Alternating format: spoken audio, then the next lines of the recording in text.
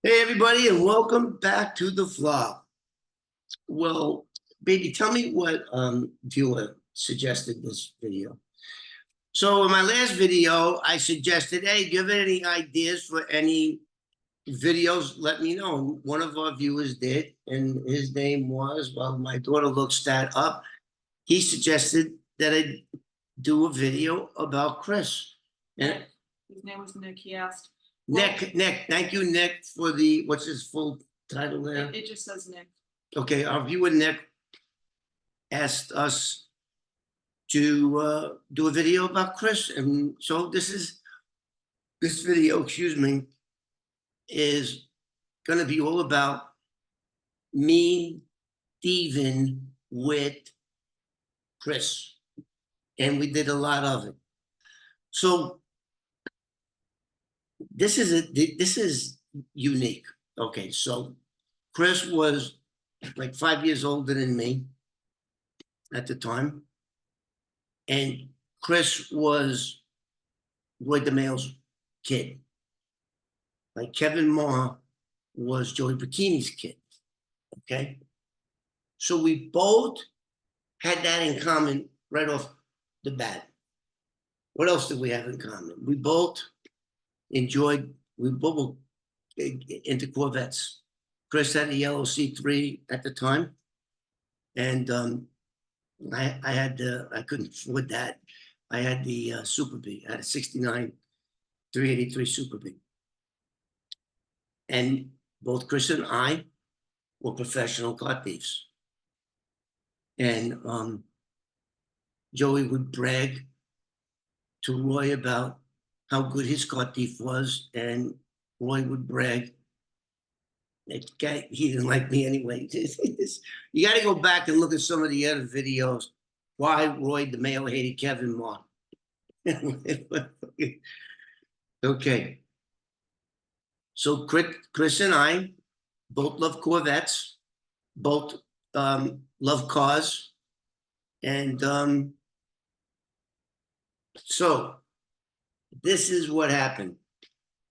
Now, car thieves usually work for crooked body shops. Car will come in with a crashed nose. That means the front end of the car's all crashed. They go out, they steal a car, sometimes in the same color as the car that comes in, take all the crash parts off the customer's car and put all the parts from the stolen car onto the customer's car. And it was a multi-billion-dollar business back in the 80s. It was big. In the 70s too. It was really big. So both Chris and I worked for a place called Galata's in Queens on 45th Street. And the funny thing is, I went there last year, and that place is still there between 25th Avenue and Astoria Boulevard by Connecting Highway. I still saw it. It said Galata's. Him and Herbie Von Warren. Anyway, I digress. So we were fucking car thieves, and we had that, and we had a love for cars, and we both loved Corvettes. And when we wound up, okay, so this is what was the problem. Joey's kid was Roy. I mean, Joey's kid was Kevin. Roy's kid was Chris. Okay. Joey knew Roy and Chris, I don't know how long before me. When I started working at the body shop, that, what do you call it? That warehouse, whatever you want to call it, whatever it was that building was. It wasn't a real body shop. It was a warehouse converted into a place where Joey was working on cars that he was buying for his new dealership, Parliament, which would be on Roosevelt Avenue, which is where Joey met his demise when White killed him in 1976. So, where the hell was I now? I digress. So now, Joey couldn't stand Chris to the point where he was forbidden to come in to the shop. Everywhere Roy went, Chris was right up his ass. I can't think of any, maybe one or two times where I saw where I saw Roy and Chris wasn't there. And when that happened, I would ask, hey, where's Chris? Where's your sidekick? I used to call him the shadow. Wherever Roy went, Chris was right there. I used to call him the shadow. Where's your shadow? He fucking hated me. So getting back to Joey. Joey forbid Roy to bring him in to his business. Joey didn't trust him. Now, this is not to make fun of Joey, what I'm going to say. So I think there was a film shot in the 40s called Reefer Madness. That's what he told me. He saw this film about hopheads. Okay. Joey, like back in the 50s and early 60s, they did movies about heroin, guys that are on heroin, and how when they don't get their fix, they'll steal from their mother, they'll kill her, and so marijuana was thrown in there too.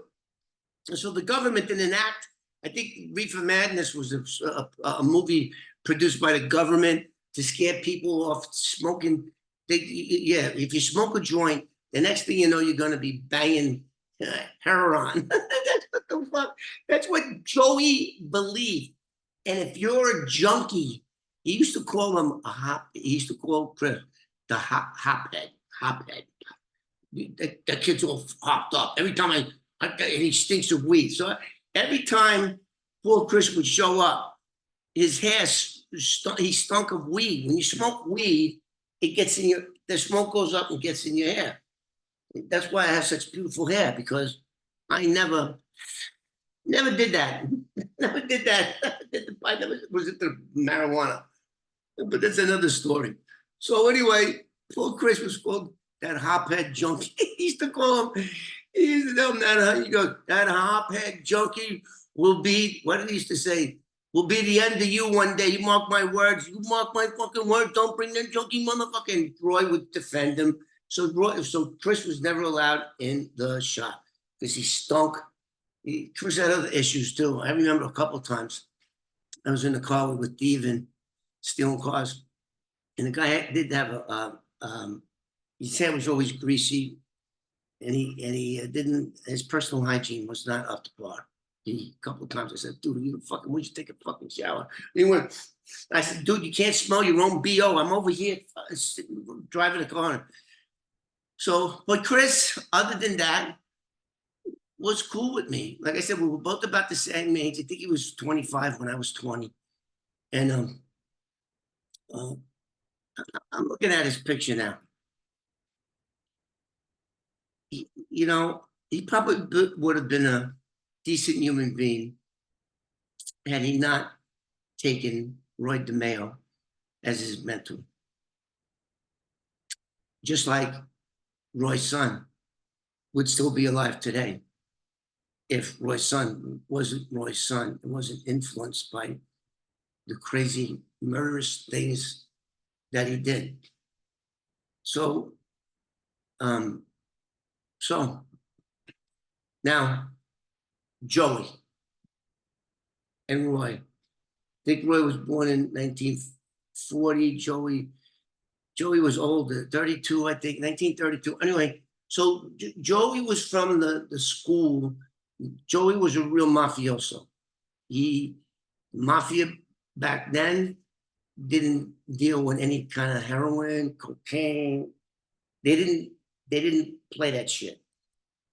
So John Gotti got up in town, and then they started selling that shit. And anyway, so Joey was a stark believer in don't associate with dope fiends. They're gonna snitch on you. He actually thought that Joey, this is how much Joey knew. And Joey was a smart guy. I'm not trying to say that he was a dumbass. But in Joey's mind, weed was dope. He was dope head. He used to call him the dope head. Where's the dope head? He goes, one day Roy came in the shop and he goes, oh, you've been around that dope head. I can see you smoking that shit. It's all over you. I can smell it. Get the fuck, go wash your face. Tell Roy, fucking go wash your face. You know that smoking? And he would tell him, what do they call it? Secondhand smoke? Yeah. Then he would call him, you're gonna wind up being a hophead. You're gonna turn into a hophead smoking that. You let him smoke that shit in your car.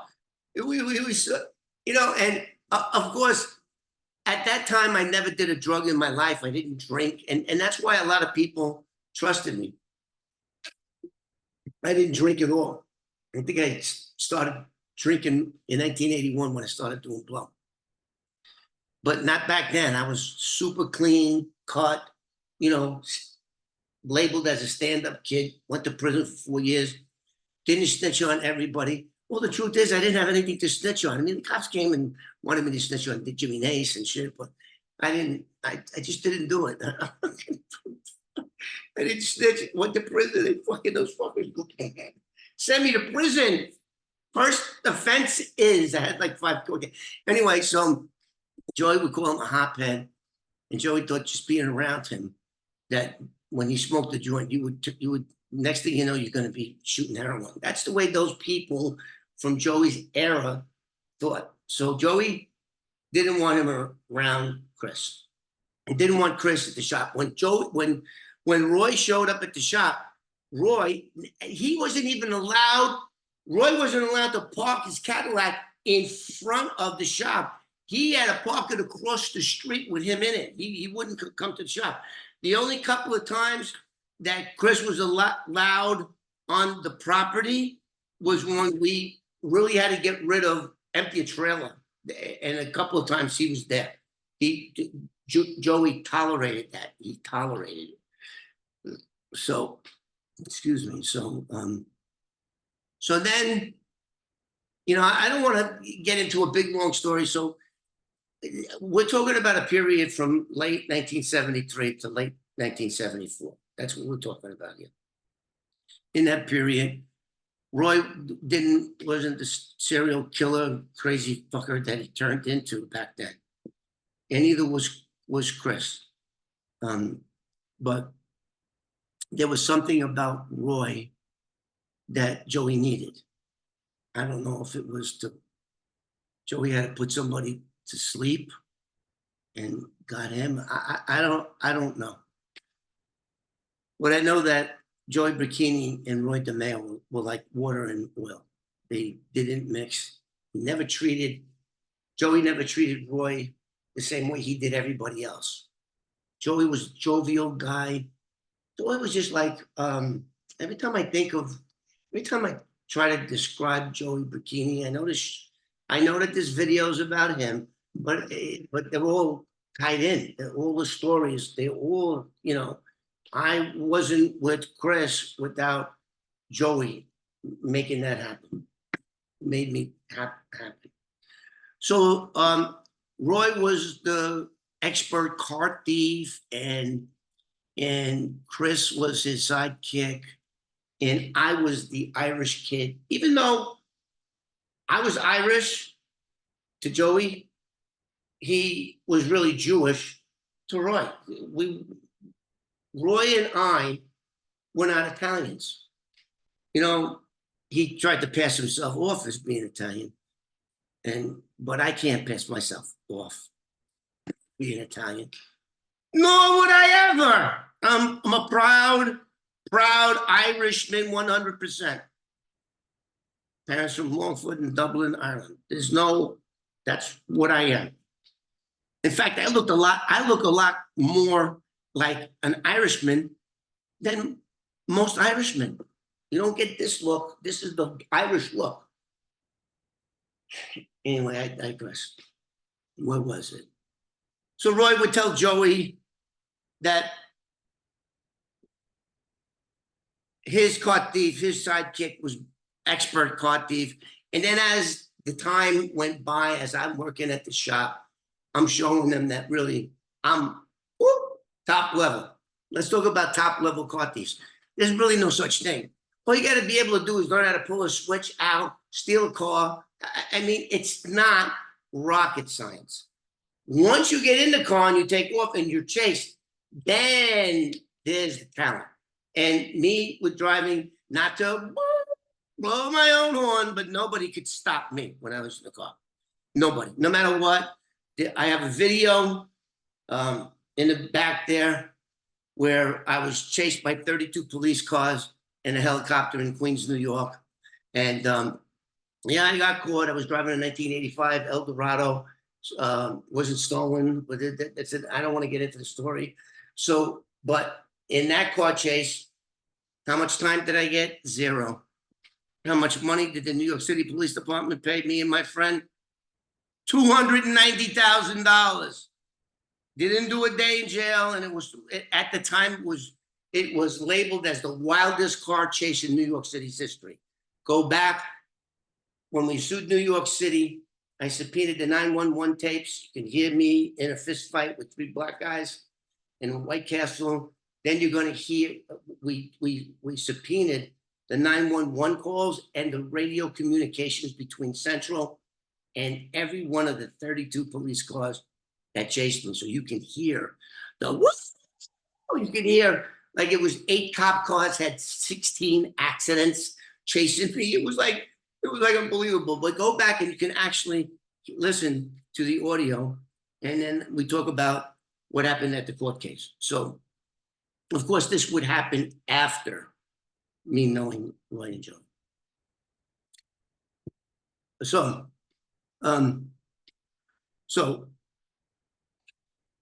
me and Chris, as I said before, had a lot in common. We were both Corvette guys. We were both car thieves. We were both around the same age. So we had that in common. So anyway, so it gets to the part where I'm proving myself about my ability and my talent to remove vehicle identification numbers from cars the proper way, not putting some stupid pop rivet in the VIN like Roy did, and so on. So I'm starting to be recognized, okay? And then what happened was I had a friend of mine whose father worked in one of the largest garage chains in Manhattan. He was like a supervisor. And these garages were in luxury apartment buildings, or they had their own structure, and you would go to pay, and they had long-term parking and short-term parking. And anyway, so I had access to every single one of those cars. Now, the cars that were in apartment buildings, a lot of the rich people didn't drive their cars all the time. They would come out of their luxury apartments, have their doorman flag a cab. And it was only, it was only when they were going to go away for the weekend or go to Florida that they wanted their car. So I think it was for $100. I'd hook up the guy. He goes, go down in the garage, go down in the second level, any car you want, just drive it out. They're not going to notice this car. There was a couple, and I noticed something too, that all the cars had dust on them. So I would always go for the dustiest car, because this way it's not going to be reported stolen for God knows how long. Sometimes these cars weren't used for up to a year. How do I know that? Because the guy used to have to jumpstart them. So me and Chris would do that. And me and Chris, so usually when you steal a car, it's for a body shop. And they go, I want a 1972 Cadillac Coupe de Ville. And if you can find one in green, I'll pay you double, because then they wouldn't have to paint it, you know. That's called a color car. So, and it was tough. You'd have to get up, and Chris and I would have to get in the car. You need 2 people to steal a car. You need 2 people in one car. You can need one person to drive you around. Okay, there's the car. Let the guy out. He's going to steal the car. Then you're going to follow him to wherever it is you're going to take it. Then we drive him back home. That's the way it worked back then. I'm sure it still works the same way today. So you need 2 people, you know. So anytime there was a need, I was chosen. And then all of a sudden it was, you know, we called Cadillac Lincolns Imperials heavies. That's what they were called. I want a heavy. I don't give a shit if it's a Lincoln, if it's a Imperial, if it's a Cadillac. Any heavy you get, we'll pay. We'll pay. And I think they were paying us like $250 a car. It was like $250 a car. I don't know if it was double. It may have been double. We were maybe getting $500 for a car back then, which was a lot. And how easy was that? Plus, with my hook from the kid from prison, that I could go to, and I think he was in charge of like 100 garages, this guy. 100 in the New York City metropolitan area. So it was easy. We paid him $100. He'd turn his back. We'd start the car up. 6 months later, the guy goes to get his car. Hey, where's Mr. Bloomberg's car? Oh, it's gone. When did that happen? I don't know. Didn't happen when I was on. And there was no cameras, nothing back in the good old days. So, it was really good. And so we would take the cars and we would drive them to a Sunoco gas station in Elizabeth, New Jersey. And I thought that was, Chris knew a little bit about New Jersey because after we would get dropped off the car, we would go to a couple of strip clubs over there. And that's what, I wasn't really into it at that time. But Chris wasn't. And he was known that this one place in Newark, he took me to, they did more than just show their wares. You could do everything when you went to this one place in Newark. So anyway, so me and Chris was all right. I mean, I know what he did to get himself murdered. He killed the guy. But, again, in 1973, he wasn't a bad kid. I'm like supposed to hate him, and he's supposed to hate me because his boss hates me and my boss hates him. So it was kind of like it was a weird thing now that I think about it. And what was that guy's name? Nick? Yes. Nick, thanks for. I never thought about doing a video on Chris. We weren't supposed to like each other. I couldn't tell Joey like he was okay because Joey thought for 1 minute I was going out with this guy. I would inhale that smoke. And that movie, Reefer Man. Can you look up the movie Reefer Madness and tell me about that movie? Apparently the old timers watched this movie called Reefer Madness, and it depicts. I remember seeing parts of it. Joey watched that. What year did that come out? What year did that? For Joey. 1936. Okay. Joey was born. See when Joey was born. I think Joey was born in 1930 or 1932. This is my mom's age. When was Joey Bikini born? So that friggin' movie, I think it was produced by the government, was designed to. So Joey, what year was Joey? This 1933. Joey was born in 33? Yes. Okay, so 3 years after Joey was born, that movie was like popping. And he obviously saw it. He saw that movie, and he thought that when you smoke weed, you're going to turn into a rapist killer. It's mad.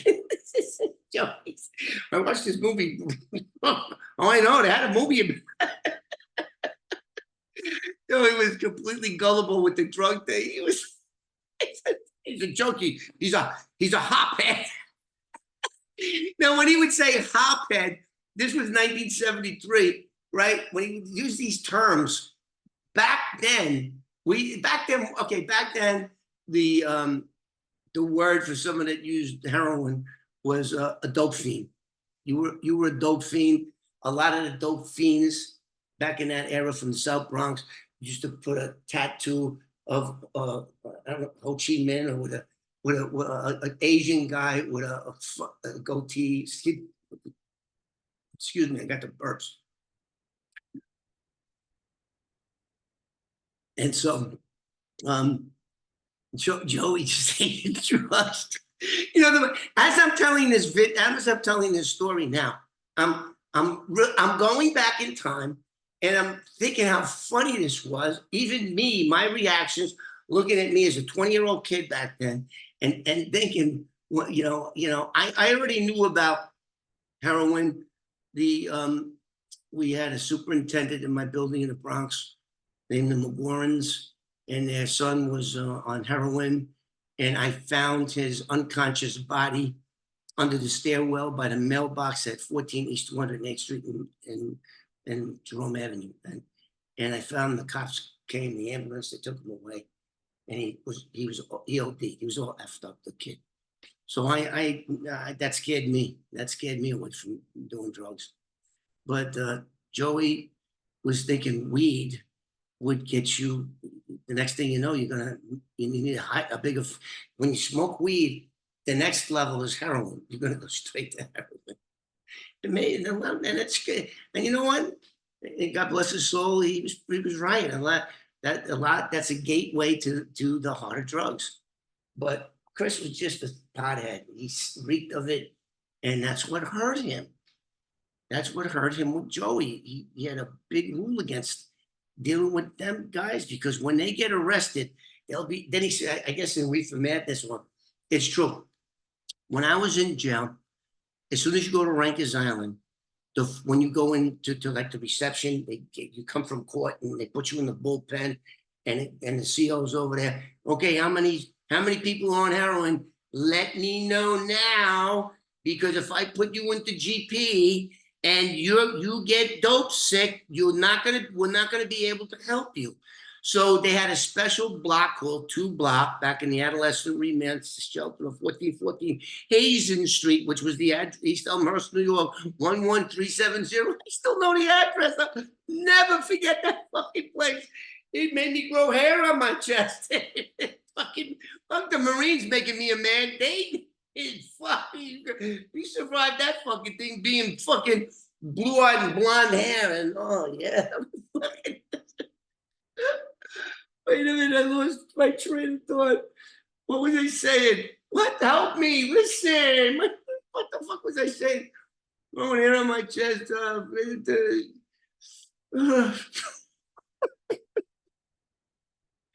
What was I saying? Okay, dope. So, So if you didn't tell the CO that you were on heroin, they wouldn't put you in 2 Block. Now, 2 Block, they had these little cups of methadone. So, and a lot of guys didn't want to admit they were on dope because they thought it would hurt their case, when actually it was just the opposite. You could get a drug program back then if you had like a nonviolent crime, cars, burglaries, and shit like that. But a lot of these guys, when they would come in, once they were fiending for the next kid, they were screaming and crying that the hack had to crack the cell and take them to 2 Block, where they gave them the methadone to calm them down. That's how bad the dope, the heroin epidemic was in the early 70s. So that's what Joey, and they would be shaking. They'd be like this. I had one in my cell once. Middle of the night, they cracked the gate. They give me this Puerto Rican guy, and he was like this. He was rocking. He started rocking. Then he started sweating. Then he was shaking. He was like, "Whoa, CO, get this out of my crib!" And once you're in the middle of the night, they don't want to crack that cell for nothing. I don't even think they had the key to crack the cell. So, but so that's. I never watched that movie, Reefer Madness. Pull it up again. Fucking Reefer. No, I never. I think I saw excerpts of it. Okay.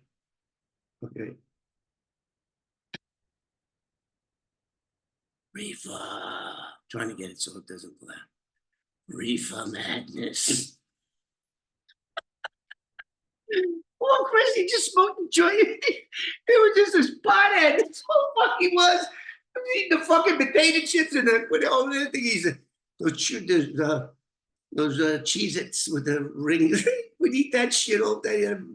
Orange lipstick on. Yeah, I remember him. And then he started doing bad things with this Roy DeMeo. Roy DeMeo is responsible for Chris's death. And Roy was the one that had to whack him. What kind of life is this? But anyway, so I just wanted to tell you that Yeah, me and Chris did a lot of thieving. We got along. I couldn't tell Joey. He was all right. Joey, every time I asked what happened, did he give you any trouble? He would. That's another thing. See, as I'm telling the story, I get these.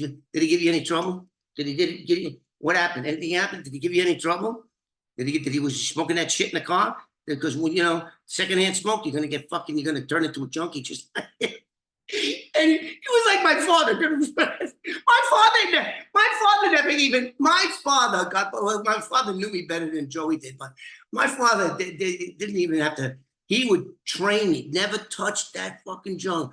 And every time I would leave the shop with Joey, every night, he said this, watch yourself. I said, okay, I'm going on that. He's okay, watch yourself. Watch yourself. That's what he used to say. God bless Joey. God bless Chris. I know he killed that Colombian guy from Florida. That was fucked up. That was bad. That was something bad for a couple of kilos of cocaine. And that's why Chris had to go. But my relationship with Chris was okay. If Joey was alive today, I wouldn't be able to say that because I'd be afraid he'd get mad at me. Next thing you know, he would disown me. He go, oh, and he also told me this. He goes, you start hanging around with that fucking junkie. I go, I'm gonna fucking. He would go like this. I'm gonna fucking cut you. You're gonna get fucking cut. I won't be able to trust you. I said, what the fuck are you making me work with the guy then? Money. It was okay. Just go steal. Don't let him smoke in the car, and you'll be okay.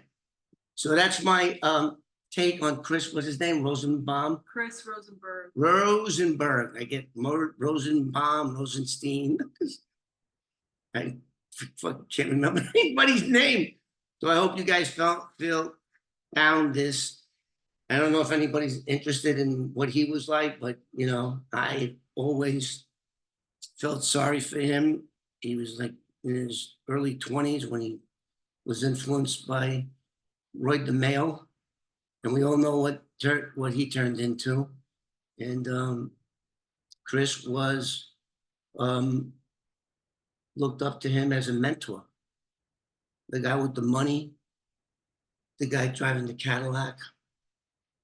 And he fell for it in 1979. Not only was he whacked because those Colombians were going to have a fucking war against everybody that Roy DeMeo knew, then they took him and put him in a car by an airport. And they used, I don't know if it was an old Thompson 45 caliber machine gun, and they riddled his dead body at this airport in a secluded area in Brooklyn. I don't know shit about Brooklyn. And they shot the shit up out of the car on him so that it would make the papers so that they could take the newspaper clippings and send it to the drug dealer in Miami saying, okay, we're sorry he did what he did. He's fucking dead now. Here you go. And that appeased the cartel. So I hope you guys found this video to be interesting. I don't know if you will be, but since Nick gave me the idea and I just did a video about what it was like thieving with Roy, I thought Nick was, thank you, Nick. It gave me an idea. Sometimes I need all the help I can get. And if you guys out there have an idea for a video, please leave it in the comment section below, like and subscribe, and I'll see you on the next one.